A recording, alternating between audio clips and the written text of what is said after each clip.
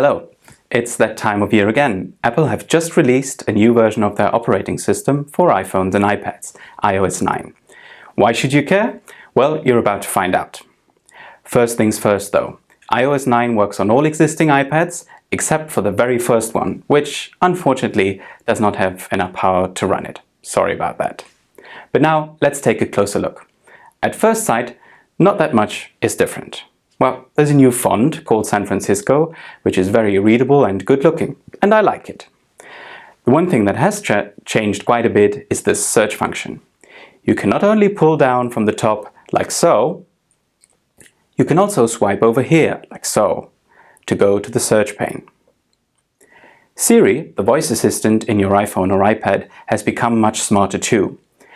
Here in the search, Siri will show you frequently used contacts, apps that you may want to use, nearby coffee places and other locations, and the latest news too. Now the cool thing is that you can also search within more apps than just Mail, Contacts or Calendar. You can search for your meeting documents in Readable Documents or for all of your notes in Evernote, and then you can quickly jump to those from these search results. Oh, and speaking of search, the iPad Settings app is now searchable. If you want to, say, quickly turn the multitasking gestures off when using a handwriting app, that's not a problem. You just go into Settings, search for what you want to find, and voila, there it is. And the app switcher has gotten a facelift. You already know you can bring it up by double-clicking the Home button or by swiping up with 4 fingers. All of your recent apps are shown as cards and you can easily navigate between them. Now here's one of my absolute favorite features, the keyboard cursor. Let me show you what it is and how it works. Entering text is quite easy with the big iPad keyboard, but what if you need to go back a few characters or words, or if you want to navigate between lines and paragraphs? Well, the engineers have found a nifty way to do that. You just put 2 fingers on the keyboard and you move them around. It's as easy as that. 2 fingers on the screen and the cursor shows up. You can even use this method to select text quickly. Again, 2 fingers on the screen, but this time hold them right there for a moment until the text selection tool shows up. See? Of course, there are many more new things in iOS 9. For example, the battery should last longer, and using an external keyboard, like this, has become much more convenient. But we can only show you so much today. What we do want to show you are some new features and functionalities that we as interpreters will appreciate particularly. Remember how I talked about the smarter Siri assistant earlier? Well, Siri now also helps out with unit conversion, such as currencies or units of measurement. If this doesn't help you impress your booth mates next time the speaker talks about miles, yards or ounces, I don't know what will.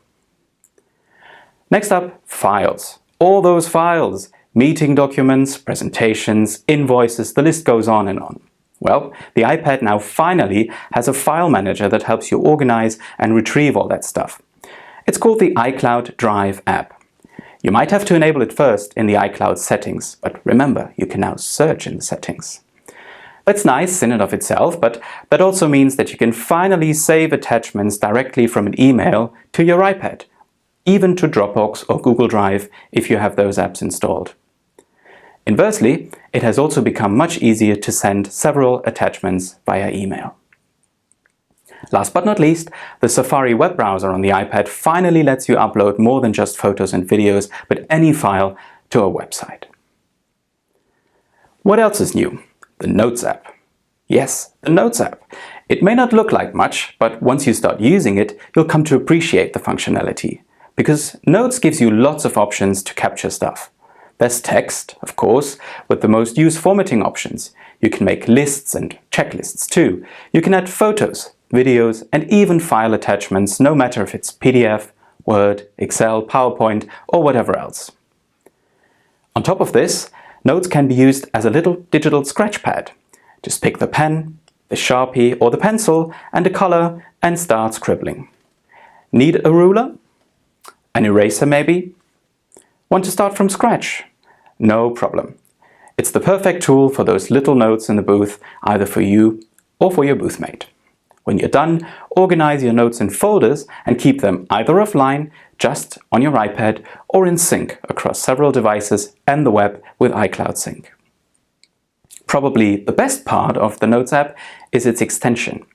Extensions are those little buttons popping up everywhere that let you do things with your stuff.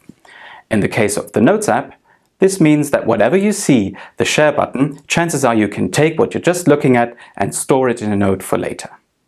An interesting paragraph from a web article, a Wikipedia definition, a PDF white paper, or simply a tweet.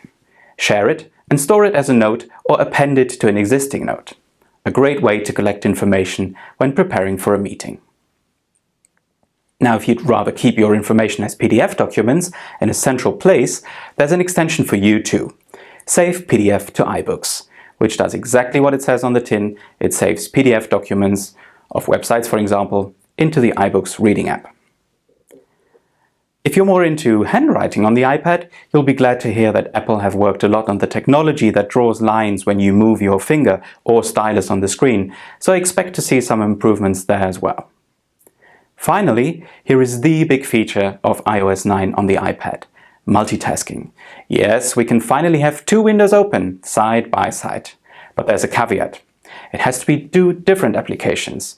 You cannot have two documents side by side from the same app, say Goodreader. Maybe someday in the future this will be possible. For now, it depends on which iPad you have to which extent you can use multitasking. On older models, you can use Slide Over with a primary app to the left and a secondary app to the right. Works very well when you want to reference something quickly, check incoming email, or look something up in a dictionary app without having to leave your document or glossary, let's say. When you want to watch an educational video and take notes at the same time, you can use the Video Overlay feature. That's something you may know from your television as picture-in-picture. It's very simple, but it's also very useful. Now, should you have a fancy iPad Air 2, which is the latest generation iPad at the time of this recording, or if you plan to buy the even bigger and fancier iPad Pro later this autumn, then you'll be able to run two full applications side by side. And here's what that looks like. So there you have it. Lots of goodies for iPad users in this latest version of iOS. You can read more about them online.